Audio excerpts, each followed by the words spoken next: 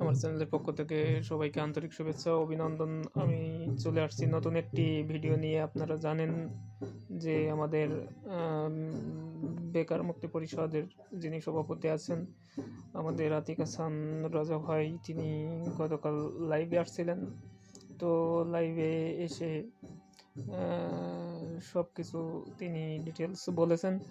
তো তিনি সভাপতি হিসাবে যা বলার দরকার বলেছেন। যেহেতু শবে বরাত ছিল, শবে বরাতের শুভেচ্ছা জানিয়েছেন দেশবাসীকে এবং আমাদের বেকার মুক্ত পরিষদের যে সদস্যরা আছেন, তো তাদের উদ্দেশ্যে তিনি বক্তব্য রেখেছেন। আসলে অনেকেই, আমি দেখলাম অনেকেই বিভিন্ন কমেন্টস করেছেন ভাইকে এই প্রকল্প সম্পর্কে। তো আপনারা জানেন যে আমাদের সারা বাংলাদেশে অন্য প্রকল্পই এতটা সংগঠন জোরদার বা সংগঠনের একটা আমাদের এই বেকার মুক্ত পরিষদের আমাদের এই সংগঠনটা খুবই শক্তিশালী একটি সংগঠন।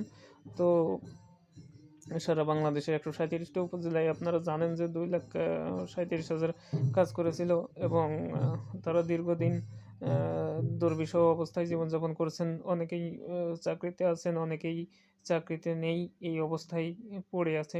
এবং যে সংগঠন, যিনি আমাদের কেন্দ্রীয় সভাপতি, আপনারা জানেন যে তার নেতৃত্বে বিভিন্ন উপজেলায় কমিটি হয়েছে এবং এই কার্যক্রমগুলো কমিটির মাধ্যমে হয়ে থাকে।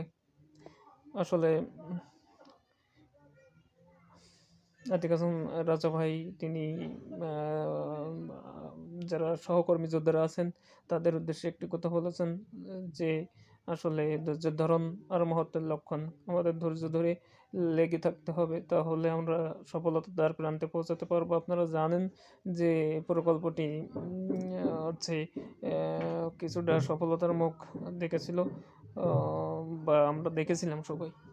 দেখার পরে যে কোনো একটি কারণে আমাদের একটা সমস্যা কারণে আমাদের কাজটা স্থগিত হয়ে যায় এবং তার পরক্ষণে আমরা একটি সমাবেশ করি। আপনারা জানেন 3 দফা দাবির জন্য একটা সমাবেশ করা হয় জাতীয় প্রেস ক্লাবে ঢাকায়। তো সেই প্রেস ক্লাবে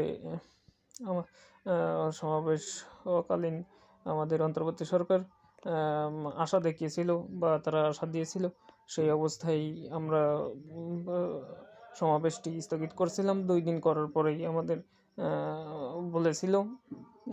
তো তারপর ওই অবস্থায় আমরা সমাবেশ স্থগিত করে বাসায় ফিরি। তো ওই অবস্থায় ছিল এবং থাকার পরেও আতিক হাসান রাজা ভাই জানেন যে বিভিন্ন প্রোগ্রামে তিনি অংশগ্রহণ করতেছে এবং করে বিভিন্ন বিষয় আলোচনা করার চেষ্টা করছে। তো ভাই লাইভে এসে যে কথাগুলো বলেছে যে আসলে আমাদের ধৈর্য সহকারে লেগে থাকতে হবে, তাহলেই সফলতা নিশ্চিত। আপনারা জানেন তিনি বলেছেন যে আসলে যাদের ধৈর্য নাই তাদের দিয়ে কিছু হবে না। সুন্দর একটি কথা বলেছেন। তো সবাইকে